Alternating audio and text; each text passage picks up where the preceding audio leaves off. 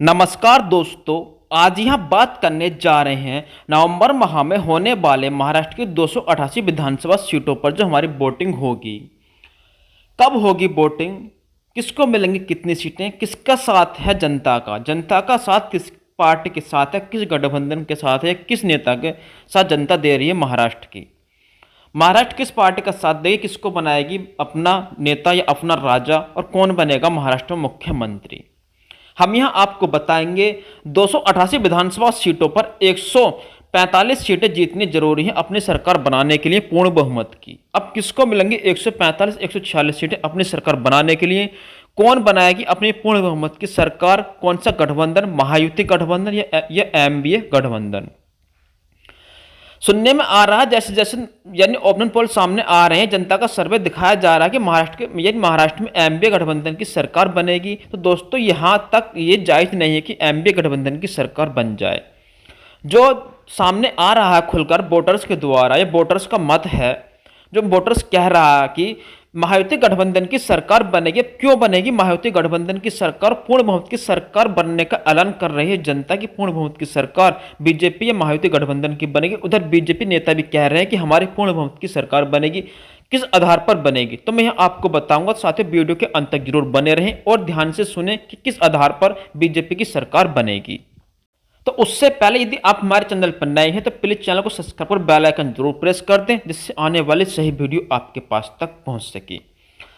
दोस्तों अब तक जो सरकार चल रही है हमारे 2019 से 2024 तक, जो इसमें गठबंधन की सरकार चल रही है बीजेपी गठबंधन की, और दोस्तों एकनाथ शिंदे मुख्यमंत्री हैं। यह हमारे 26 जनवरी तक विधानसभा गठित है, 26 नवंबर 2024 तक।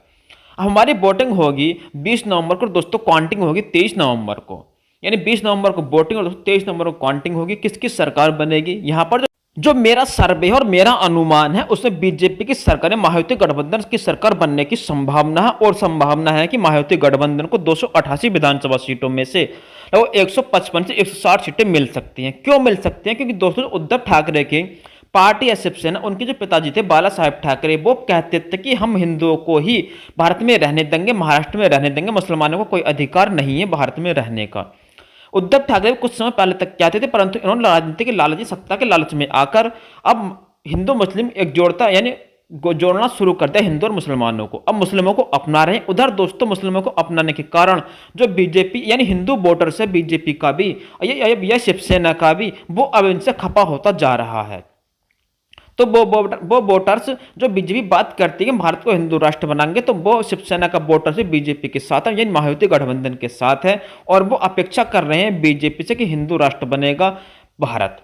इस आधार पर बीजेपी को ज्यादा वोट मिलने की संभावना है। यहाँ पर चाहे दलित वोट हो, चाहे ओबीसी वोट हो, चाहे दोस्तों सामान्य जनरल शेड्यूल कास्ट वोट हो, सबसे ज्यादा वोट यहाँ बीजेपी को मिलेगा। दलितों से भी, ओबीसी से भी, और दोस्तों जनरल यानी शेड्यूल कास्ट से वोट दोस्तों बीजेपी को ही मिलेगा। और दोस्तों बीजेपी को 155 से 160 सीटें मिलने की संभावना है। जो यहाँ पर ओपिनियन पोल सामने आ रहा, सर्वे निकल कर आ रहा है, वो इस आधार पर बीजेपी को ज्यादा वोट मिलेगा हिंदू राष्ट्र की जो अपेक्षा कर रहे हैं भारत के लोग।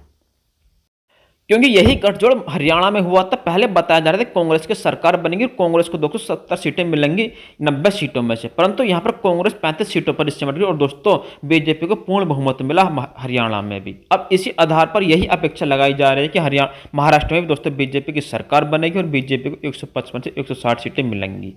अब देखते हैं यहाँ कि बीजेपी को कितनी सीट मिलेंगी, किसकी सरकार बनेगी, हम बताते रहेंगे पल पल की अपडेट के साथ। फिर दोस्तों आज की वीडियो यहीं पर समाप्त करते हैं, मिलते हैं अगली वीडियो में। नमस्कार दोस्तों।